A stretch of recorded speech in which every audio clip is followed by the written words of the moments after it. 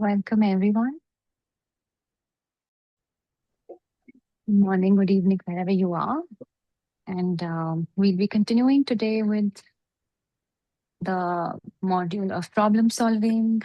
And today we learn the 5-step method and also how can we reframe situations, problems, give them new meaning so that we can solve better. And with that, I'd like you to spend a few minutes breathing together. So, sitting comfortably, straight, back is tall, but not stiff. And shoulders are relaxed, face is relaxed.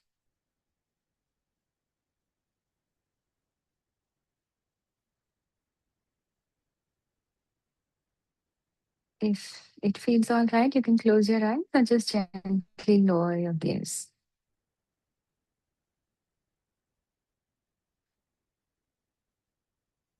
And then checking in with your body. How does my body feel today?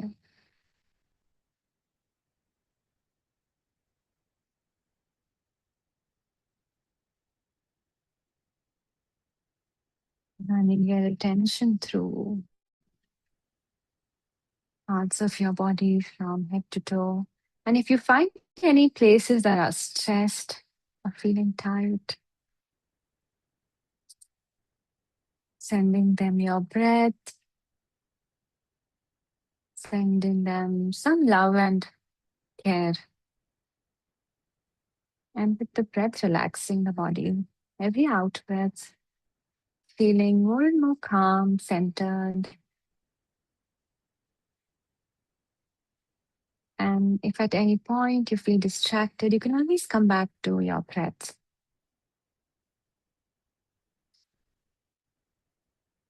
And we'll try and also work with the breath a bit. So deepening your breath if that feels okay today, not forcing.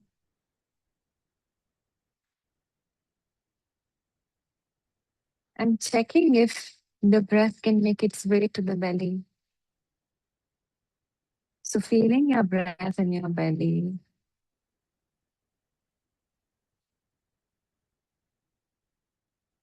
And if breath is not reaching the belly today and staying somewhere above, that's all right.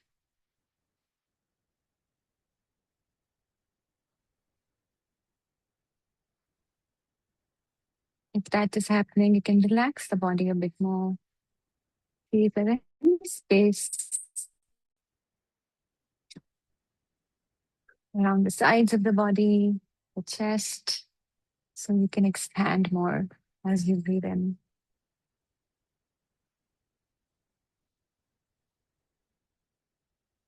And if the breath is accessible in your belly, then you can either gently place a hand over the belly and feel the inhale expanding the belly.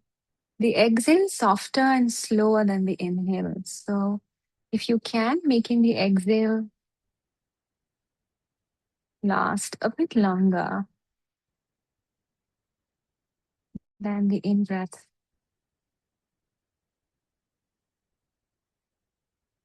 And as you breathe out, feeling the belly contracting, moving in.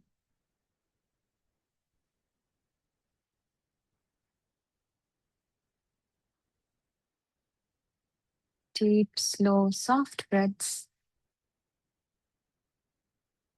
not pushing beyond it feels okay today. Breathing in and then breathing out, a long, deep breath.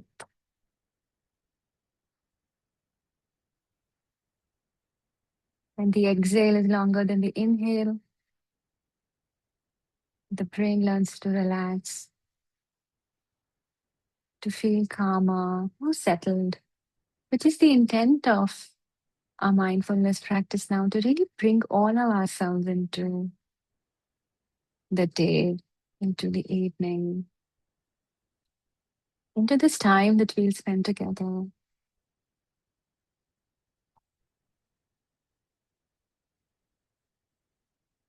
And we'll also practice the technique we learned yesterday, which was the butterfly hug, butterfly tapping. So just show you on the screen, clasping your thumbs, placing them on your collarbones, if that's what you're choosing, or placing one hand each on alternate shoulder. Or if that doesn't feel great, then you can even place your hands on your knees. Whatever you choose, the objective is to soothe ourselves. So we'll gently tap alternatively. So first the left or the right, and in a rhythm. You'll find your own rhythm, whatever feels better to you today. As fast or as slow as you'd like to go.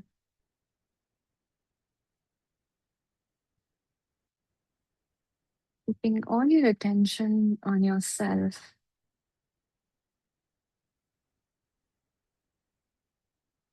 And you can increase the intensity of how you're tapping depending on what's feeling good.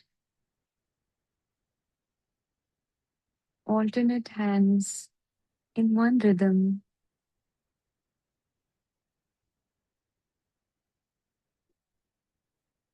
Great technique for grounding, for soothing ourselves.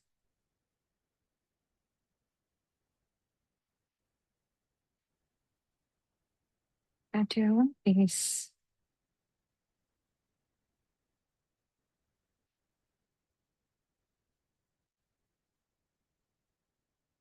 We can use this whenever we are feeling charged, activated, unsure, overwhelmed, distressed.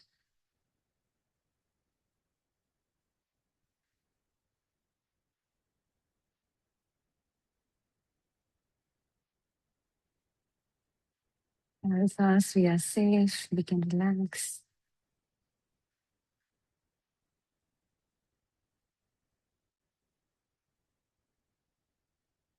You can practice this at any time of the day, and it can, while practice for a very short time as well, really make us feel more grounded and aligned to ourselves. So you can rest your arms if you've been tapping. And one more time, just run your awareness through your body. Do you feel any different? Noticing how you feel, how your body is responding, how your mind is responding.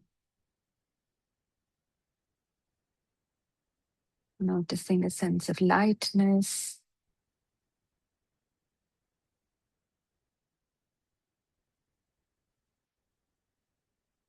the mind feels settled down, body is feeling calmer.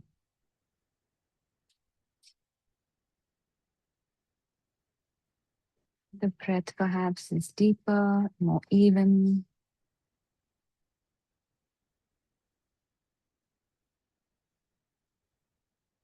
And with that, just a few deep breaths together before we move to the next part of our practice and session today. And then noticing the sounds around you, if there are any, or connecting back to the sound of my voice. Bringing some gentle movement to toes and fingers, giving yourself a good stretch if you feel like that, adjusting yourself, getting your posture okay. And then when you feel ready, you can open your eyes.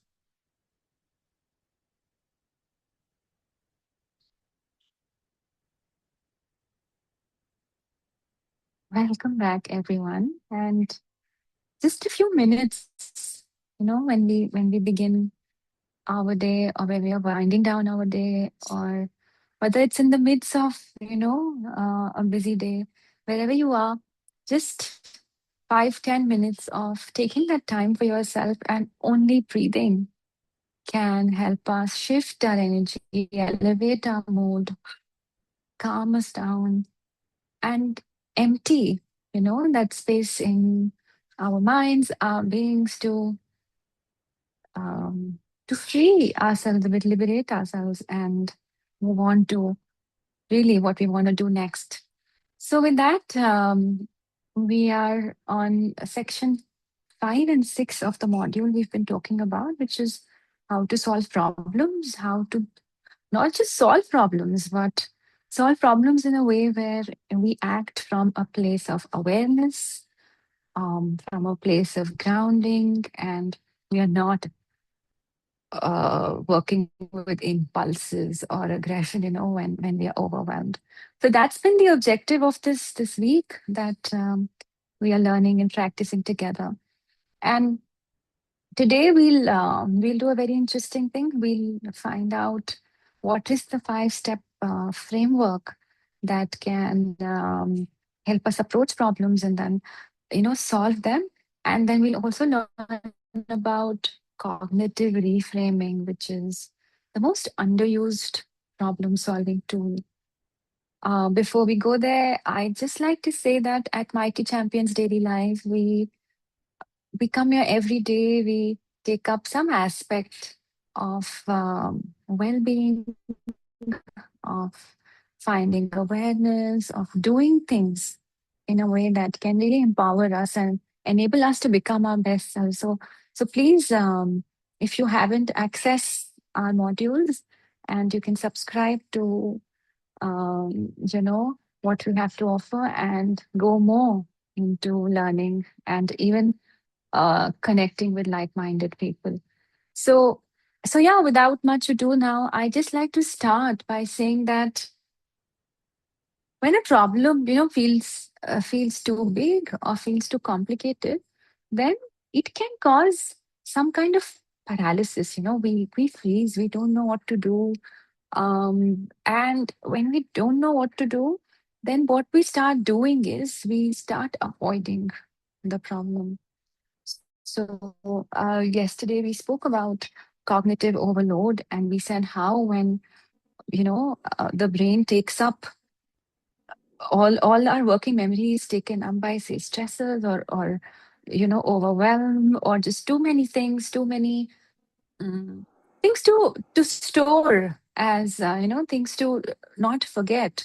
Then we can allocate a lot of the important space in the brain to holding that information rather than solving for it. So we learned how, things like using planners or making lists can help us out, and how we first need to solve for the overwhelm and then act from a place of, more grounding rather than doing the reverse.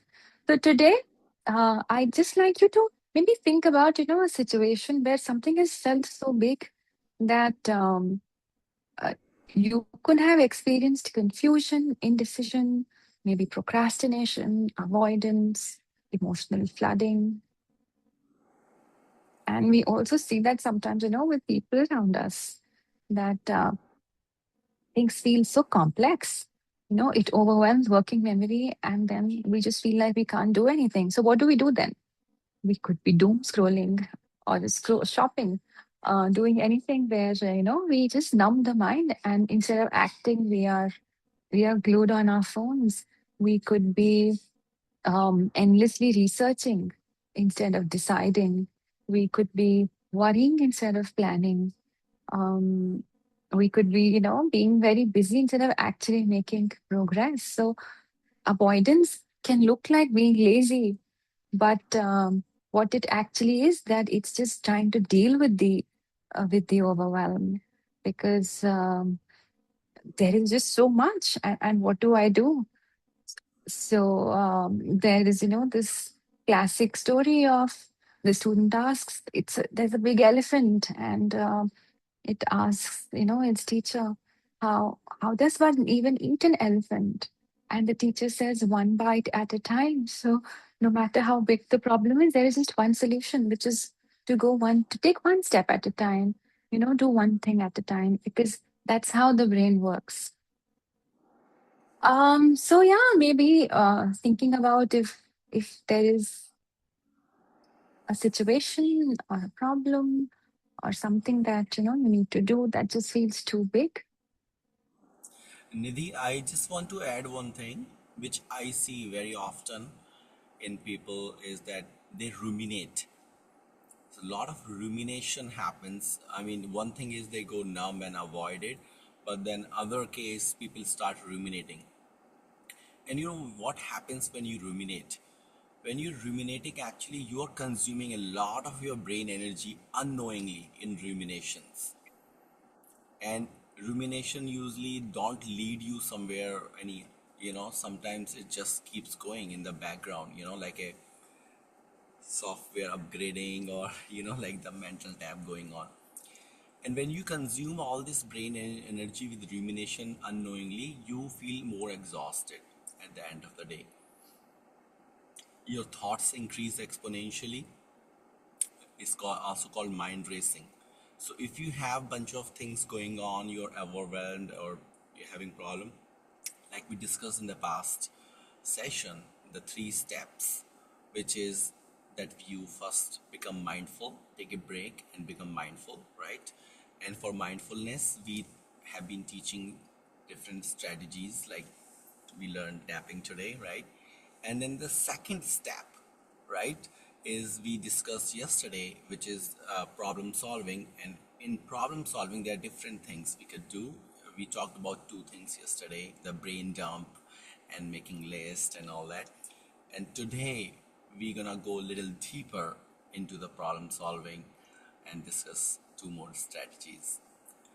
Uh, and the three steps I talked about, first is Mm. mindfulness, second is problem solving, and third is making your perspective positive, optimistic, hopeful. And that's how you come out of this problem. And this is what we want humans and everybody, the population, teenagers, or even men, women, college going people, to have this practice of, not, just going into this rumination or having our mind overwhelm us while already we are in bunch of different problems. Instead, take control of it by using some strategies. So yes, so let's go ahead. Let's Yeah. dive deep into it. Thank you for sharing that. Thanks. Yeah, absolutely. Ruminating can take up a lot of the precious space that the mind has to solve. So yeah, so we see why it's only we've seen why it's only once we are grounded, once we are feeling settled, that we can solve for something. So now we'll be discussing the 5-step method, and at the end we'll also be going through our presentation so that you can also visually see. But for the moment, I'd really like you to think about each step, as I discuss it, and feel, apply it maybe to if there's a problem you have, or while we're going, we really try to connect it to something that you feel practically viable. So yeah, when a problem feels too big, then we can use this 5-step problem approach that always works. First step is to regulate. So before engaging with the problem at all, we can do the double inhalation that we learned, we can do tapping, anything that can help us lower the cortisol if we have been stressed. And deep breathing, exhaling longer than we inhale. Any of the techniques, anything that can signal to the mind that it can relax, is helpful. So regulating first and giving the thinking brain a chance to come back in the forefront and lead from there. So regulate first is step one. Step two is to write it in one sentence. What is the problem? Not a para, just a single sentence. So you could say the problem is that, and then finish that line. So the simple act of condensing, it forces you to become clear about the problem, and then immediately reduces the overwhelm because the brain now knows that this is what it has to solve for. It does not get lost in infinite loops and in things being vague, because what the brain loves best is clarity. Step three is circle what is yours. And we did that yesterday as well. When we were making the list, we made those four quadrants and we removed the ones that are not ours to do. So in step three, we choose and we tick and we find in all of this, um, in all the things that need to be done for this task to happen, what is within my control? That is something that I can change. Everything else that depends on other people, on circumstances, on timing, we can't do much about it. So they can't be, on our things to do. So we can focus only on what is circled inside. Everything outside is, it may matter, but it is not mine to solve, or at least not today. Then step four is finding the smallest step, not the solution, not the whole plan, but what is that one small action available to me today that would move something, even if it's very little, in the right direction, which is towards solving for the problem. Step five is taking that step. So just that one step, even the smallest thing, and then coming back to it and reassessing tomorrow or the next time. So, yeah, and just read out the five steps one more time. Step one was to regulate first before we act. Step two was condensing and writing down the problem in one sentence. Step three is finding what is ours to deal with and in our control. Step four was finding the smallest step. And step five is to take that step. Now, why is cognitive reframing important? What is it? Now, when there is a problem, we could, um, sometimes assign, and if we're not able to solve it, we could be assigning blame to others. We could be um, feeling like sorry for ourselves. We could be feeling like things have been unfair, life has been unfair, and it's different kinds of, things that, or sentences or beliefs that we use to feel like either we are not in control or it's something too big, that I cannot solve for. Now, what does reframing mean? It means that we can give new meaning to what is holding us back. Now, it's not pretending something is fine when it is not. It's simply asking, is there another way to see this that might be more useful to me, to the situation? So, um, why does this, why is reframing important, and how does the brain respond to reframing? So now if we look at the science as to why this happens, when we when we ask our brain, or when we ask a question to ourselves that requires us to look at a situation differently, the brain activates different neural pathways because now it needs to think about or process, that situation, that problem differently. So it has to make new meaning, and to do that, different parts of different networks are put in use, which until now maybe were not being accessed. So when these different circuits fire, a fresh perspective maybe sometimes from a friend, sometimes or when we sit quietly and we can think, maybe form a different question, it can help the brain produce solutions that it was otherwise not able to access. So um, so then the Nidhi, I would solutions that, yeah, I would please like do. to add one thing here, that when you are, not becoming mindful and take a pause and think about the problem, you are actually the intellect, the memory, the experiences you have, they are just gonna keep running. But the moment you take a pause and think about it, you use your intelligence. I recently wrote an article. If nobody has read it, please read it on. We can share it on the MCD Live also. It's about intellect and intelligence. We have intellect, which is full of information, our experiences that we have learned, the way things have happened to us.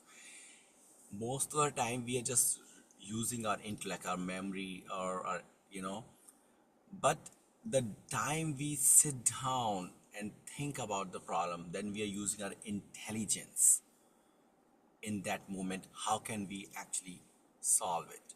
So it's very important to, use our intelligence, awareness, bring the awareness, and sometimes that brings new perspective because you are actually using your intelligence, not just running on the uploaded softwares that you had from whatever experiences you had. We all have an operating system, and that operating system might have core beliefs which could be negative, like you have a core belief, I'm not good enough, or I'm not a good problem solver, or I'm not perfect, or I'm not accepted, I'm not loved.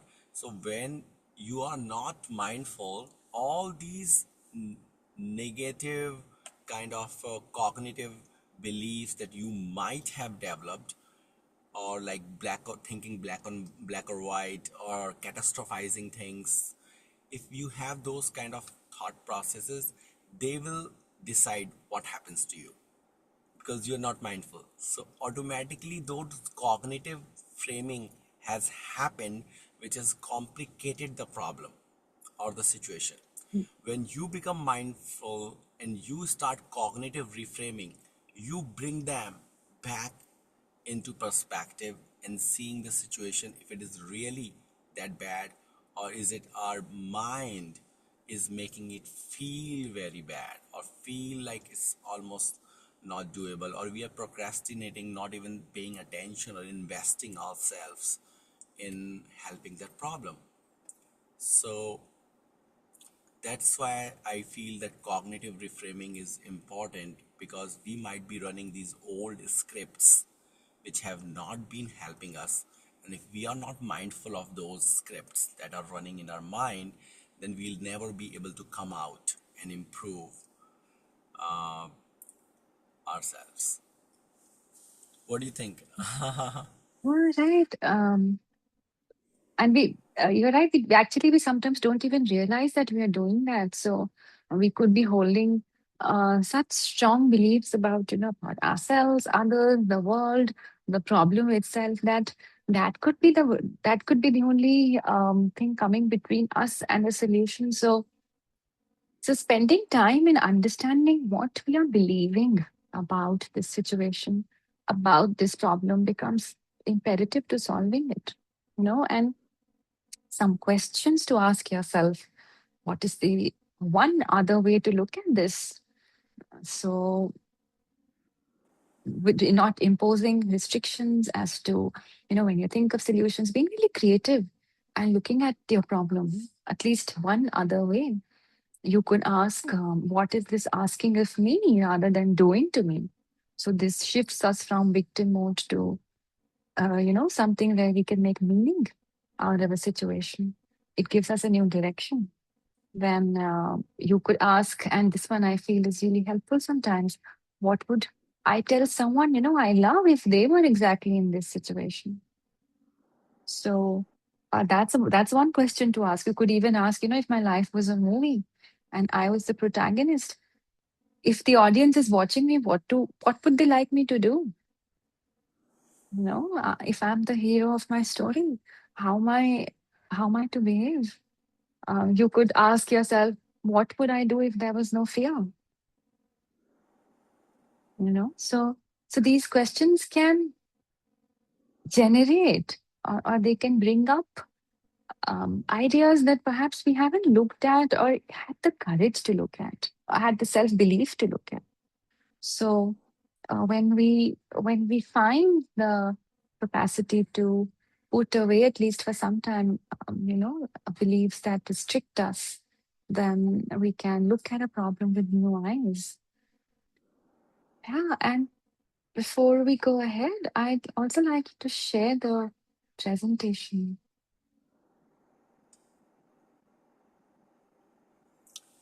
So, anybody looking at this presentation, this is directly from the module 6, which is the Mighty Champion Women module. If you have access to Mighty Champions, then you will see this module and you can practice it at home. This module is about problem solving. So we discuss the research, the effective strategies that could be used for problem solving, and we feel that's very important for humans to upgrade their problem solving skills. Um, Anybody who is in college or in leadership position, or whatever job you're doing, even at home, managing so many things, it's very important to upgrade our skill of problem solving. This is one of the 11 skills that we teach in Mighty Champion program. And It's just very basic information, neuroscience based, to bring this awareness and knowledge and practice to your lives to make it better. So, again, just going through the 5 steps from feeling stuck to being able to take at least next action, which is the intent of these 5 steps. So, first is we sort of define the problem precisely.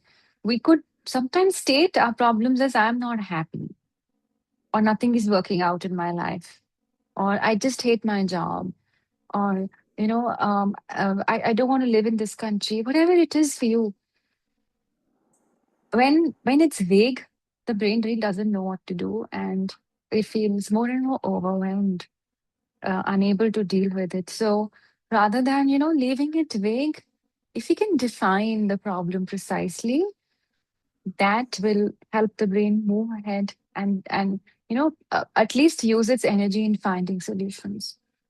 Then second, we saw separate the solvable from unsolvable. As Dr. Dubey said, ruminating, worrying, feeling paralyzed on what we can't change, it still keeps us in stress mode. So we need to sort out what it is that is in our control vis-a-vis what is not. And we need to do that really honestly. Third is to generate options without evaluating.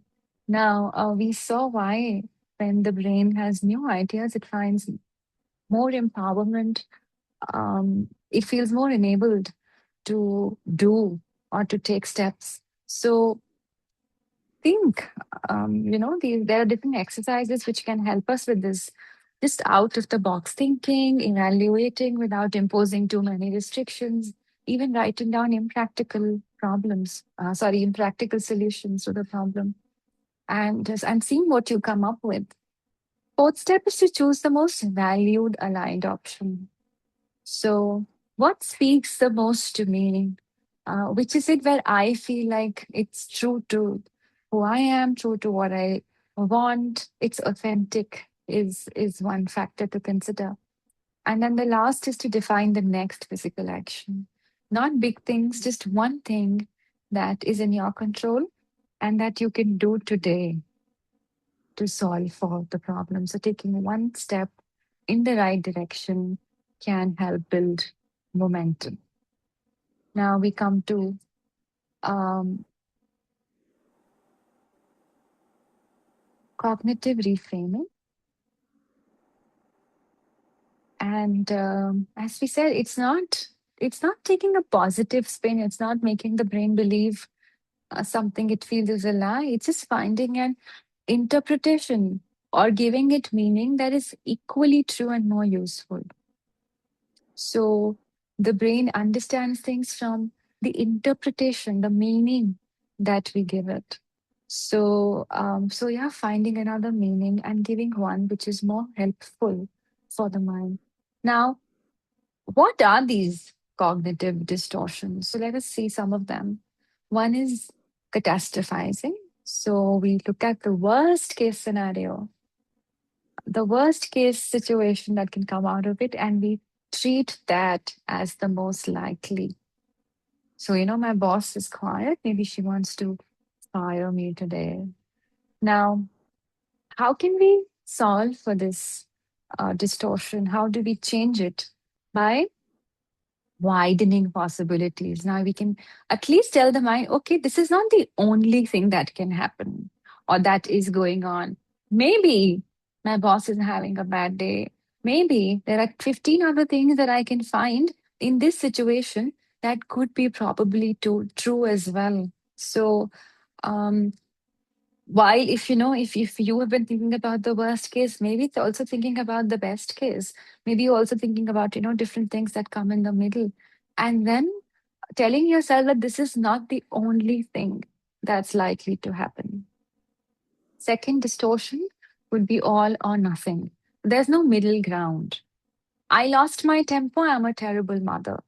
So we use one data point to make a big generalization about ourselves or someone else or life, and use that as the benchmark. So, so being aware, how do we change for it? We become aware and we do not let one incident create an entire narrative. So then what we do is we say, okay, I had a hard moment. It's not a judgment on me. It does not define me.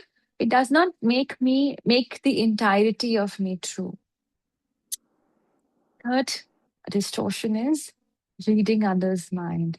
So we say that because this happened, it definitely means this about the other person. She didn't reply, she's upset with me. So we look at what has happened and then we use that to say, okay, this must be the reason why this person has done something. But we should know that we cannot read mind. We are not mind readers. We know that she didn't reply, but we do not know that it's because she's upset with me. So not filling blanks with stories that are made up. The fourth distortion is personalization. So something goes wrong and the entire responsibility is mine. The whole evening was ruined because I was in a bad mood. Now, while we could have contributed to something, I think it might be too egotistical to believe that it's only our doing. Um, how do we reframe? We take our part and maybe we can assess that honestly, but we don't make this all about us. Yeah, I was struggling, but there were others too who were making choices about what to do through that time, and were also in their own ways responsible. So not believing that it's just entirely my doing, my responsibility. Yeah, we should take onus for what we've done, but not making it about myself. And the last one is emotional reasoning. So, feelings being treated as facts. I feel this way, so I must be this way. If I feel not very confident in delivering, a presentation tomorrow, it must mean that I'm incompetent. So, using how we feel to uh, to express that as a fact, as if that's what's real. So then, how do we reframe? We ask ourselves, is this a feeling or is this a fact? And separating one from the other. So, if I'm feeling anxious, yes, that's true. I am feeling anxious. What is not true is that I'm an anxious person. I will always feel anxious. Now, the first few times we do this, it can feel less convincing. We can be so used to holding so strongly to our beliefs that we could feel like, we are lying to ourselves. But the more we repeat with any muscle, the more we exercise it, the more we use it in different situations, become aware of it, it becomes a new pathway, and then we start feeling, thinking, acting from that space instead. So so even though in the beginning it might feel inauthentic, it might feel like it's not really working for me, repeating, practicing, and also practicing awareness that we are doing this, we are using the distortions, and with time we'll see that they become more and more solidified in them becoming the new way for us to deal with things. So that was the presentation, Dr. Dubey. If you'd like to add anything here. Yeah, I wanted to add the importance of neuroplasticity here. Um, you can stop the slides. We can just talk. The neuroplasticity is a very, very important concept, and we all should be familiar of it. We can make new changes in our brain. We can change our habits. We can change everything. See, when you were born, you didn't know how to drive a car. Later on, with repetition and practice, now you know how to drive the car. You don't have to think about it, you just automatically drive and all that. Similarly, you can also, if repeat certain things like positive affirmations, being mindful, cognitive reframing, you can practice that, and that could become your next normal, your next automatic reaction. So practicing is very important. That's why we bring the MCD live every single day. Okay, and we have not been, invest ourselves in mind exercises, because we are focused more on physical exercises. We go to gym every day and all that, but we definitely have to have a practice for our mind, which not only include mindfulness, breathing, but also include some other mental exercises like problem solving, positive thinking, and we are trying to bring those concepts from the inner education that we have developed and try to share it with the people, so that at least they have that in their mind. Okay, we can use this technique and this, right? Okay. Mm. So I would like to ask anybody who has joined today, if you have any questions about problem solving you want to discuss, and maybe we can problem solve some of your problems. No, but at least we can discuss. So if you have any problem, you can speak up now. This is the question answer part right now.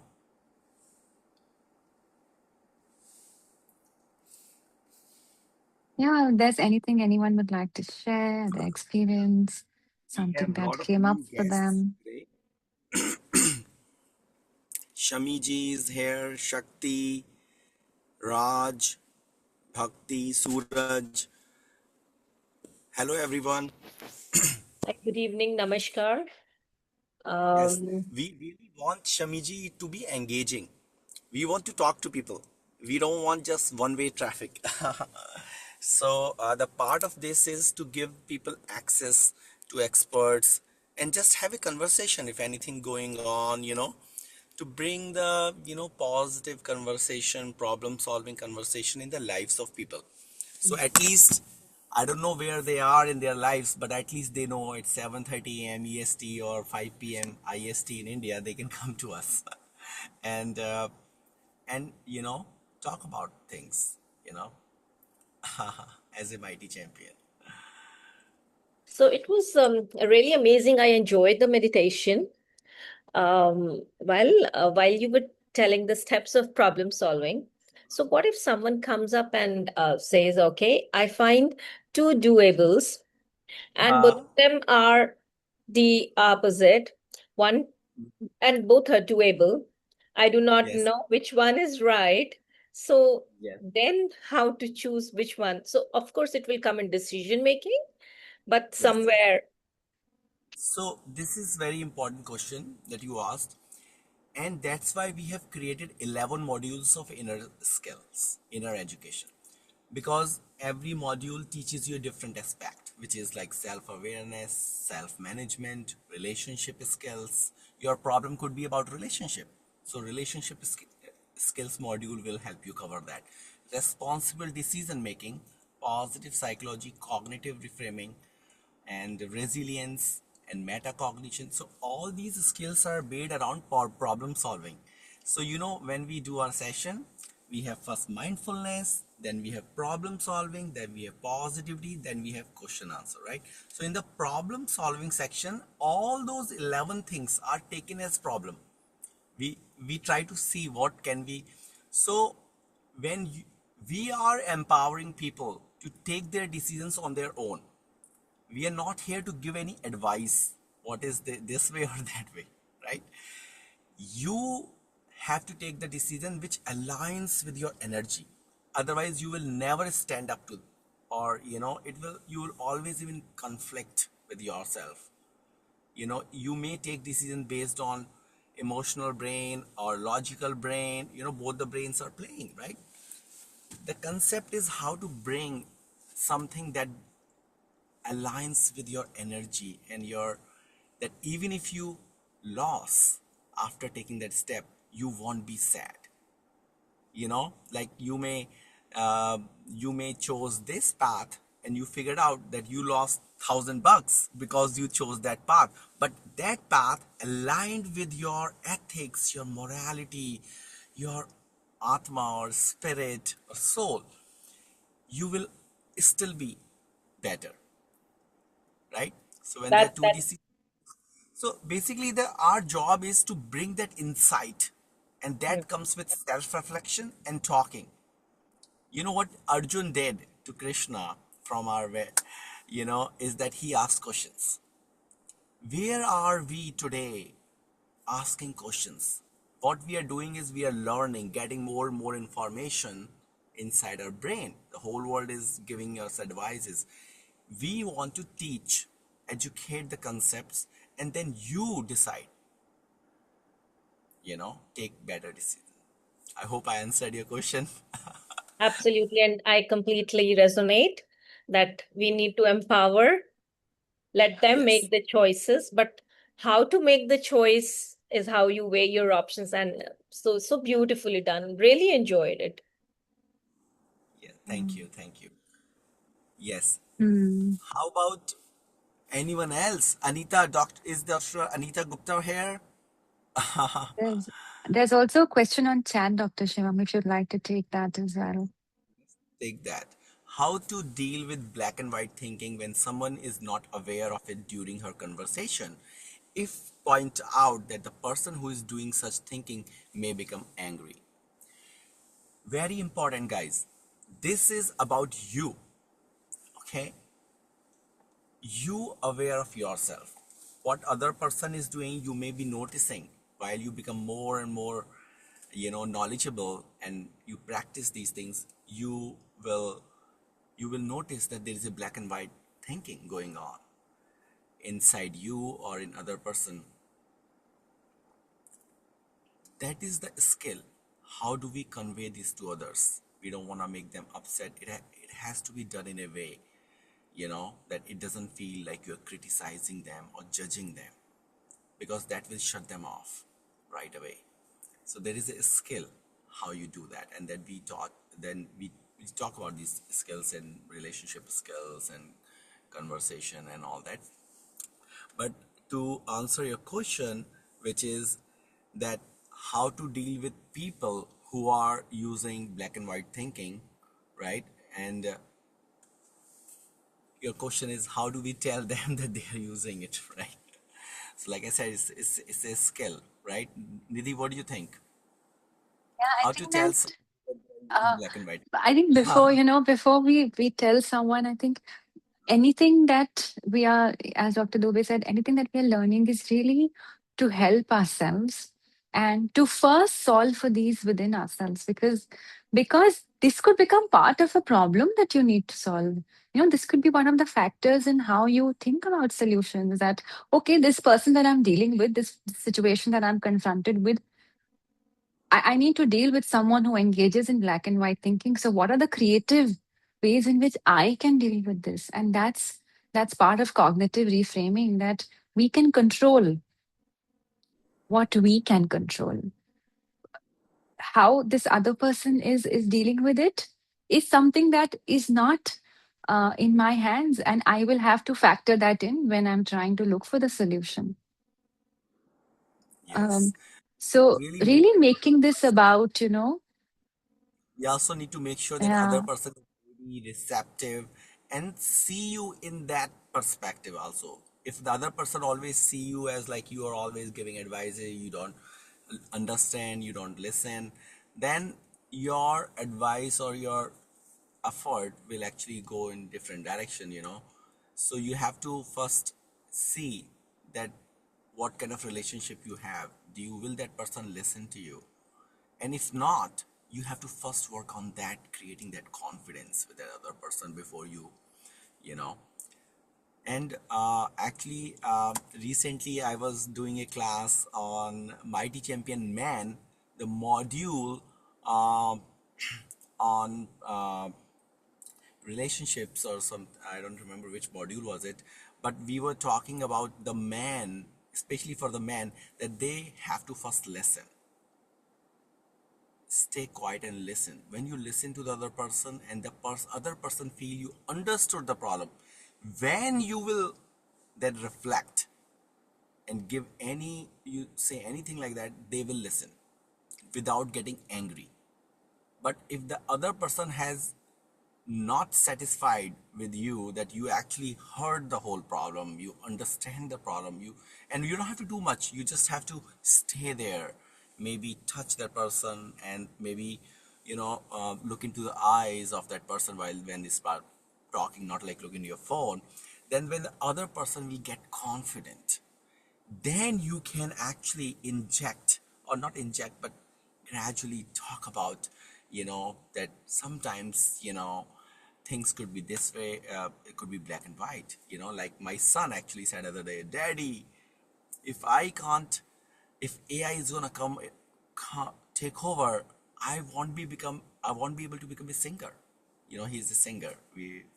My ancestors were musicians, so he wants to sing, and he said, Daddy, so he's like totally thinking black and white, like there was no way he could become a singer because of AI is singing the music now. And I told him, Krish, look at this.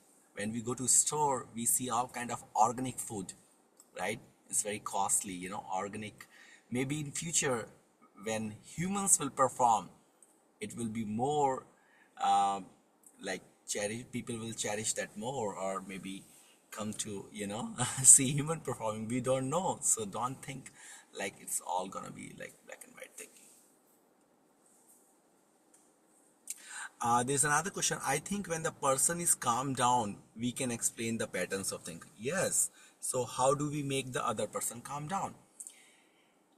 If you are a therapist, I don't know if some of you are therapists, but if a therapist is listening, I'll tell you, when you go to see a therapist or when a patient comes to see you in the office, like I'm a psychiatrist, a patient sitting with me, and in the office, my nervous system is talking to my patient's nervous system. I'm telling you. And we can co-regulate. My energies and my demeanor and my aura will communicate with that person. So how do we make the other person calm down? That's also a skill that we can learn. We can transfer the calmness from our body language, from the way we are thinking, loving, kind, forgiving, relaxed when we are. You will see that other person will be able to calm down better. But if you are in a rush to solve the problem and not able to listen, the other person may not be able to calm down. So first you have to calm yourself down, not in rush to just solve the problem and go to the next. Give the time. Let the person, when your son or your child is talking, complaining, listen to them, right? When you listen to them, then they calm down, then you can talk further, then you open the platform for talking further. Thank you for asking nice questions, uh, SM Shakti ji. Uh-huh. Yes, yes, any more questions? I see Suraj is here, Raj is here, and our favorite Nidhi is here. There is another Nidhi. Bhakti is joining us from Dubai, right, Bhakti? I'm always picking on Bhakti every day, right? Hi, everyone.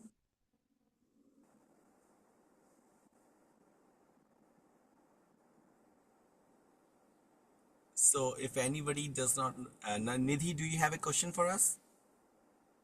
No. No. Okay, great. Thank you. Okay, so Nidhi, it's all yours. Uh, Okay, we are nearing the end of our session, and thanks for everyone for being here, for participating. Maybe we can end with just a small um, practice to reconnect and change some beliefs about ourselves. So, quick 2 minutes mindfulness practice, closing your eyes. That feels okay. Lowering your gaze and taking just 5 breaths in awareness